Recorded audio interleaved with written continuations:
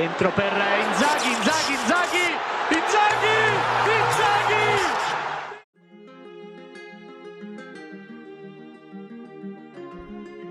Filippo Inzaghi, nama yang tak lagi asing di kalangan pecinta sepak bola. Dia merupakan salah satu penyerang sekaligus mesin gol terbaik yang pernah bermain di tim-tim besar Liga Italia dan Timnas Italia. Ketika masih bermain sepak bola, Inzaghi dikenal memiliki insting mencetak gol yang tajam. Banyak juga orang yang mengatakan bahwa Inzaghi memiliki sisi keberuntungan di setiap laga yang dia mainkan. Apalagi, dia seringkali membuat gol di saat-saat krusial yang berhasil membawa timnya menuju kemenangan fantastis. Sebagai pemain sepak bola profesional yang memiliki nama besar di Eropa, Filippo Inzaghi faktanya bisa dikatakan tidak memiliki skill mengolah bola yang mumpuni, seperti penyerang lain pada umumnya. Secara fisik, dia memiliki postur tubuh yang tidak begitu ideal untuk ukuran pemain sepak bola Eropa. Namun, untuk naluri insting mencetak gol, Super Pippo adalah rajanya. Cara bermain Inzaghi begitu tidak menarik, namun penempatan posisi dan naluri mencetak gol yang sangat baik. Bahkan, pelatih legendaris Manchester United, Sir Alex Ferguson, sempat mengeluarkan statement yang mengatakan jika Filippo Inzaghi dilahirkan dalam posisi offside. Tak hanya itu, legenda Johan Cruyff pernah berkomentar tentang Filippo Inzaghi. Dia sebenarnya tidak bisa bermain bola. Dia hanya berada di posisi yang pas. Dalam sejarah sepak bola, Inzaghi merupakan pemain yang paling sering terkena offside. Banyak yang menyebutkan jika Inzaghi bisa melewatkan pertandingan tanpa mencetak gol, namun dirinya tak bisa melewatkan pertandingan tanpa terjebak offside. Hal inilah yang membuat banyak orang memberi julukan terhadap dirinya dengan julukan Raja Offside.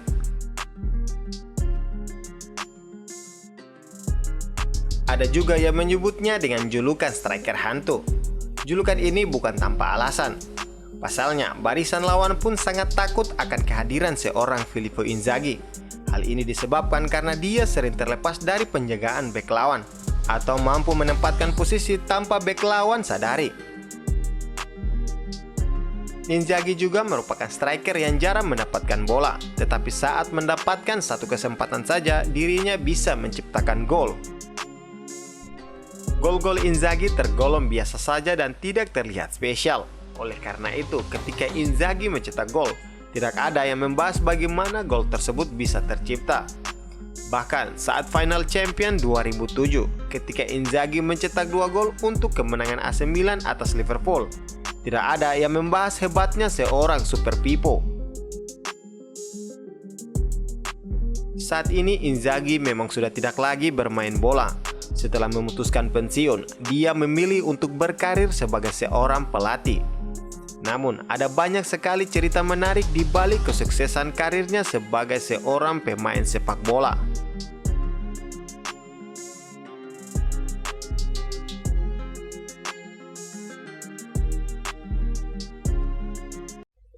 Karir sepak bola Inzaghi diawali di klub kota kelahirannya yaitu Piacenza di tahun 1991. Kemudian Inzaghi dipinjamkan ke beberapa klub untuk memperbanyak jam terbang. Dia merumput bersama Albino Leve, kemudian dipinjamkan ke Hellas Verona sebagai pemain pinjaman. Setelah menambah jam terbang sebagai seorang pemain sepak bola profesional, Inzaghi kembali ke Piacenza. Ketika kembali, penampilan Filippo Inzaghi sangat meningkat. Buktinya, dia berhasil membantu klub tersebut untuk promosi ke Serie A dengan menyumbangkan 15 gol dari 37 penampilan.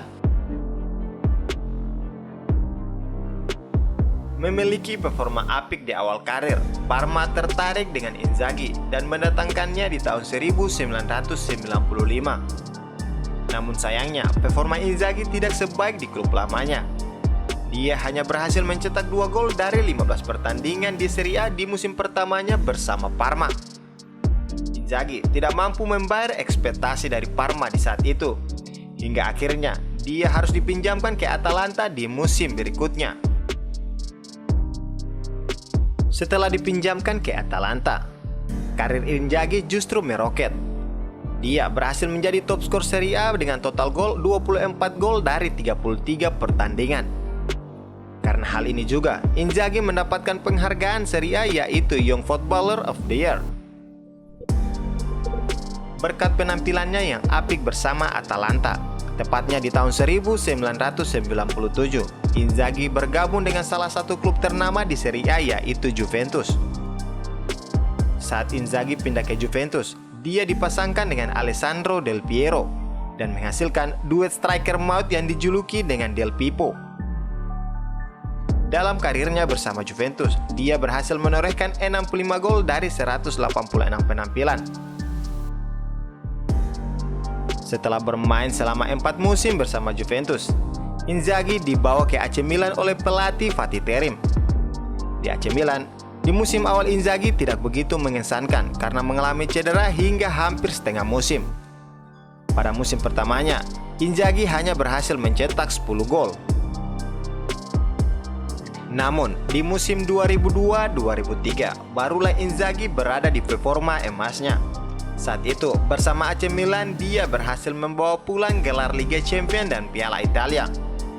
Filippo Inzaghi berhasil mencetak 30 gol di semua kompetisi. Dia juga mencatatkan rekor sebagai pemain pertama yang berhasil meraih 3 hat-trick di Liga Champions pada saat itu. Di musim 2006-2007, Inzaghi kembali berhasil membawa AC Milan menjuarai Liga Champions. Saat itu, AC Milan menghadapi Liverpool dan menang dengan skor 2-1, di mana dua skor tersebut disumbangkan oleh Filippo Inzaghi. Dia juga berkontribusi membawa AC Milan menjuarai Piala Super Eropa dan Piala Dunia antar klub pada musim itu.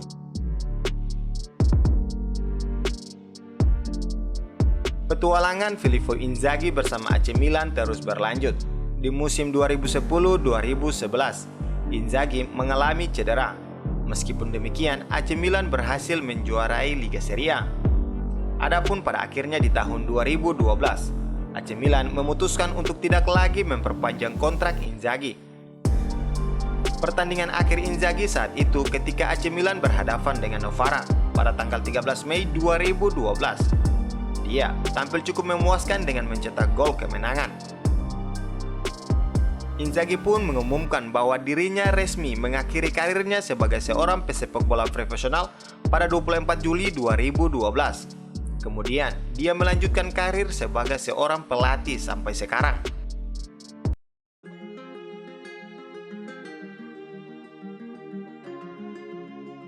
Di level timnas, Inzaghi juga beberapa kali mendapatkan panggilan untuk bermain bersama timnas Italia. Mulai pada ajang Piala Dunia 1998, Euro di tahun 2000, Piala Dunia 2002, hingga Piala Dunia 2006. Kontribusi Filippo Inzaghi untuk timnas Italia juga cukup besar, sebab dia adalah top skor Italia pada kualifikasi Piala Dunia 2002 dan Euro 2004. Walaupun begitu, dia tidak dipanggil di Euro 2004 karena sedang mengalami cedera.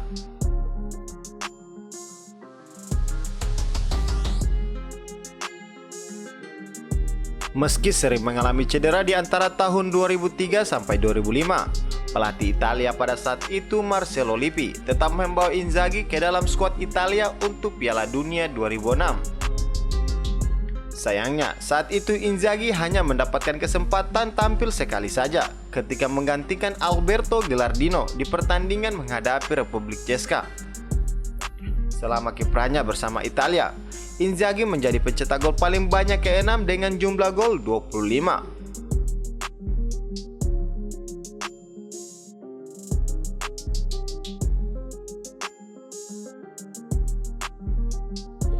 Itulah cerita singkat tentang biografi seorang legenda Filippo Inzaghi. Dia sekarang lebih memilih untuk berkiprah sebagai seorang pelatih. Mungkinkah kesuksesannya sebagai pemain bisa diulang setelah menjadi pelatih? Terima kasih sudah menonton video ini. Jangan lupa like, comment, and subscribe.